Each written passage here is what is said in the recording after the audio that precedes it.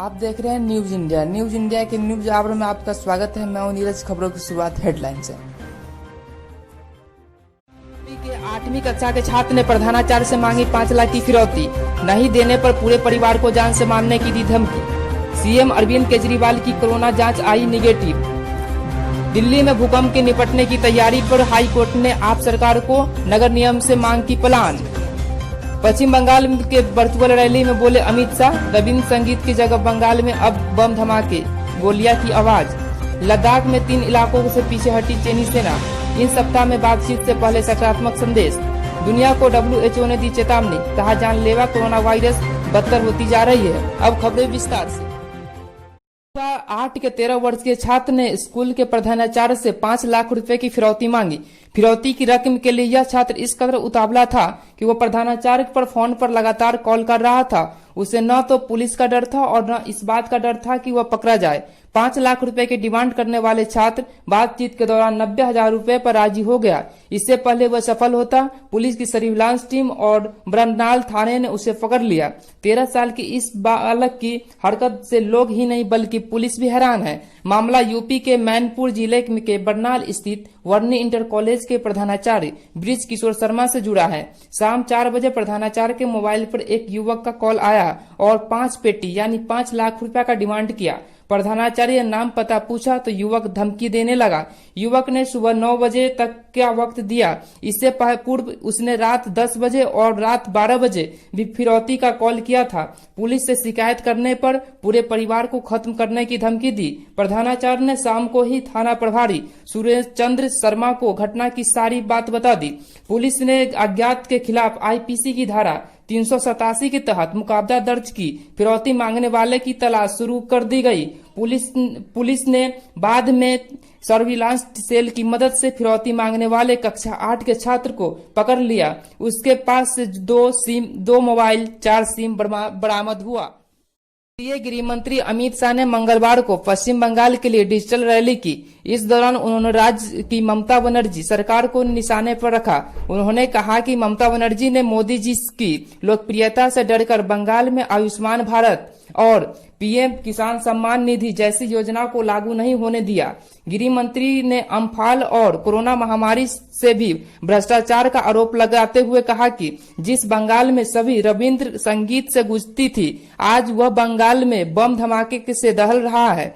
अमित शाह ने ममता बनर्जी को निशाने पर लेते हुए कहा कि ममता बनर्जी ने राज्य के गरीबों को आयुष्मान भारत योजना का लाभ भी नहीं उठाने दिया। उन्हें डर लगता है कि मोदी जी लोकप्रियता बढ़ जाएगी। गृह मंत्री ने कहा कि चुनाव बाद जब बीजेपी के मुख्यमंत्री शपथ लेंगे तो उसके 1 मिनट बाद आयुष्मान भारत योजना लागू कर दी जाएगी। लद्दाख में चीन के साथ जारी गतिरोध पर सियासी पारा चढ़ रहा था कि वास्तविक नियंत्रण रेखा LAC से खुशखबरी मिलने लगी है। भारत और चीन के सैनिक पूर्व लद्दाख से 3 अलग अलग क्षेत्रों में अपने अपने इलाकों के पीछे हट गए हैं। इस सप्ताह में होने वाली सैन्य बातचीत से पहले दोनों देशों की तरफ से हुई इस पहल से 1 महीना में से भी ज्यादा वक्त में जारी तनाव के खात्मा होने की उम्मीद बढ़ गई है। भारत और चीन की सेना के बीच इस सप्ताह पेट्रोलिंग पॉइंट 14, पेट्रोलिंग पॉइंट 15 और हॉट स्प्रिंग एरिया समेत लद्दाख के कई अलग अलग जगहों पर मीटिंग होने वाली है। सरकार के शीर्ष सूत्रों से यह जानकारी दी है कि उन्होंने कहा है कि चीन की सेना गलवान वैली, पेट्रोलियम पॉइंट 15 और हॉट स्प्रिंग एरिया से 2.5 किलोमीटर पीछे हट चुकी है। सूत्रों के मुताबिक यह 6 जून को लेफ्टिनेंट जनरल स्तर की हुई बातचीत और आने वाली मीटिंग के असर है। सूत्रों के मुताबिक पहले चीन की सेना अपने कदम वापस खींचे तो भारत की सेना ने भी अपने कुछ सैनिकों और वाहनों को वापस बुलवा लिया। दुनिया भर में कोरोना वायरस के मामले लगातार बढ़ रहे हैं। सोमवार को इस महामारी से संक्रमण का आंकड़ा 70 लाख के पार पहुंच गया। विश्व स्वास्थ्य संगठन WHO ने दुनिया को चेतावनी देते हुए कहा कि अब यह महामारी और भी बदतर होती जा रही है। WHO ने कहा कि वायरस दुनिया भर में हालात दिन प्रतिदिन बिगड़ती जा रही है। WHO के प्रमुख TAG ने कहा कि हालांकि यूरोप में हालात सुधर रहे हैं, लेकिन वैश्विक तौर पर यह खराब है। पिछले 10 दिनों से 9 दिन रोजाना 1 लाख से ज्यादा केस रिपोर्ट किए गए हैं। रविवार को दुनिया भर में कोरोना वायरस के 1,36,000 नए केस रिपोर्ट किए गए थे। दुनिया भर में एक दिन के सबसे बड़ा आंकड़ा है। उन्होंने आगे कहा कि इससे 75% केस 10 देशों के में सामने आए हैं, जिसमें से अधिकतर देश अमेरिका और दक्षिण एशिया में है। उन्होंने कहा कि इस देश में अब तक सबसे बड़ा खतरा यह है कि यह अपनी उपलब्धियां को लेकर असंतुलित है। शोध से आए परिणाम में पाया गया कि विश्व में अभी तक अधिकांश लोग संक्रमण के दायरे में है। दुनिया भर में कोरोना वायरस।